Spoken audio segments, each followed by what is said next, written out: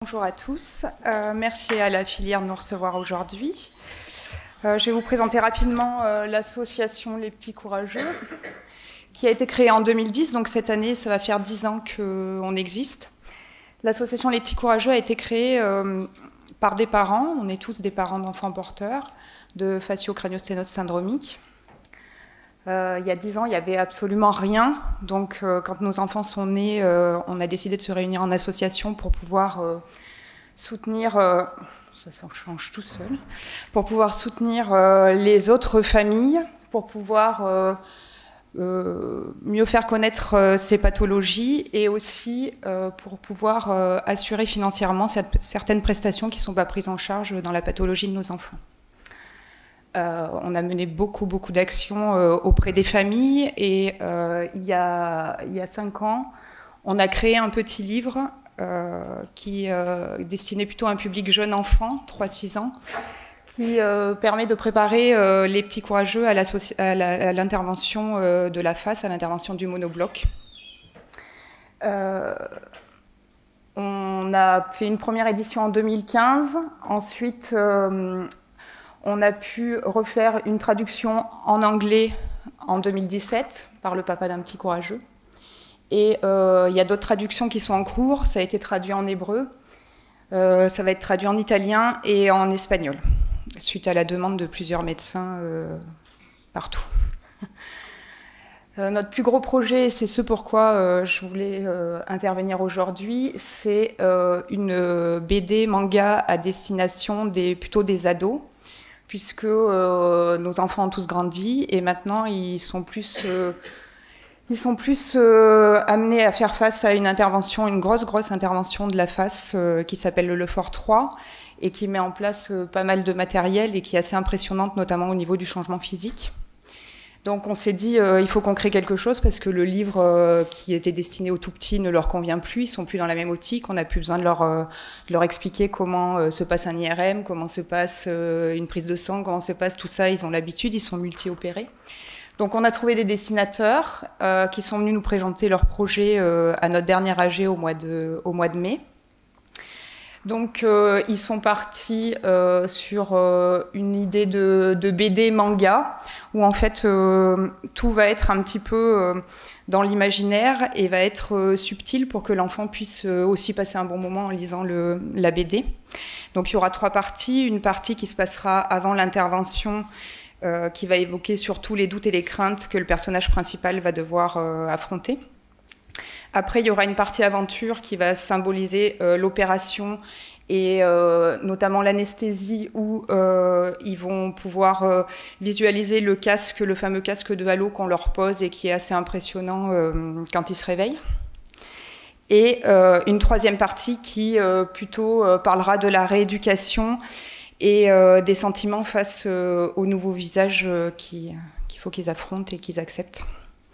Donc voilà, c'est vraiment, on en est au tout début du projet. Pour qu'ils puissent avancer, il leur faut des témoignages de famille et c'est très compliqué pour l'instant. Beaucoup de familles ne veulent pas raconter. C'est encore trop récent ou ils n'ont pas envie. Donc on est encore dans notre recherche de témoignages et aussi dans d'autres familles qui sont en attente pour savoir ce qu'ils attendent, de quoi ils ont peur, etc. Donc voilà, on voulait vous présenter ce petit projet qui n'en est bien sûr qu'au départ. Nous avons trouvé les financements pour pouvoir rémunérer les dessinateurs et après assurer l'édition du livre. C'est la RATP qui va financer en grande partie ce projet. Voilà. Donc merci de votre attention. Je voulais juste aussi que Christine puisse parler. Christine a développé aussi au sein de notre association un pôle adulte parce que pareil, les enfants grandissent et il n'y avait rien au niveau des adultes. Donc Christine s'occupe de toute la partie adulte, des facio-crânio-sténose syndromiques. Je laisse la parole. Alors, je m'appelle Christine et donc je suis la 3e génération à naître avec le syndrome de Pfeiffer. J'ai demandé à Laetitia, la présidente de l'association, s'il y avait possibilité de créer un pôle adulte. Pourquoi? Parce que je l'ai dit il y a un instant, je suis la 3e génération à naître avec Pfeiffer. Donc, du fait de mon parcours personnel et familial, j'ai le recul qui fait que voilà quoi. Et en parallèle, afin de faire connaître ma maladie, je fais des interventions en milieu scolaire. Et à force de faire de la sensibilisation scolaire, beaucoup m'ont posé la question, mais pourquoi tu crées pas une asso? Et il n'était pas question que je crée une asso. Et c'est pourquoi j'ai demandé à Laetitia, parce que ça fait 10 ans que je suis dans leur association, et en parallèle, ils m'avaient mis responsable adulte, parce qu'à l'époque, j'étais la toute première adulte, je crois, à venir dans leur asso. Et ils ont accepté que je crée le pôle adulte au sein de leur structure. Ça sera en plus pour la génération des enfants comme Tom et des enfants qui vont être ados et puis après ils vont être adultes. Mais aussi, l'autre partie, c'est aussi les autres adultes. Parce qu'il y a des adultes en France qui n'osent pas faire le pas. Et donc, du coup, le fait que j'ai créé ce pôle, c'est de leur dire, voilà, vous n'êtes pas seuls, quoi. C'est pas parce que l'association des petits courageux, à la base, est pour les enfants que... Excusez-moi, je suis un peu stressée. Et c'est pas parce que voilà, l'asso est pour les petits courageux que c'est que pour les petits enfants, quoi. Parce que leurs enfants, ils sont certes petits, mais ils vont être ados, ils vont être adultes, ils vont rencontrer peut-être des problèmes que nous on a rencontrés. Donc nous, on pourra être en mesure de les aider, de les écouter. Donc voilà.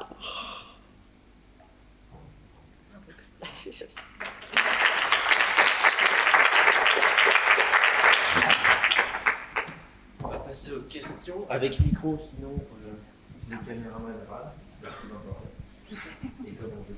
Il est déjà descendu. Par là. Oui, je peux le dire, ça, il attend. Si, il l'a entendu. Je voulais savoir comment vous faisiez pour intervenir dans les écoles. Comment vous faites connaître, comment... En fait, moi, ça fait 10 ans que je suis dans le milieu associatif, dans le milieu du handicap, parce que je fais pas que l'association fascio-crânio-sténose, mais je fais d'autres assos. Et on est venu à intervenir dans les assos, et en fait, les ados, quand ils voyaient mon visage, ils allaient voir la prof pour leur dire pourquoi elle a un visage comme ça et tout. Donc du coup, il a fallu que j'explique. Et en fait, la prof a été touchée par mon témoignage. Et le lendemain, elle m'a rappelé pour me dire, voilà, ton témoignage a eu un impact sur mes élèves.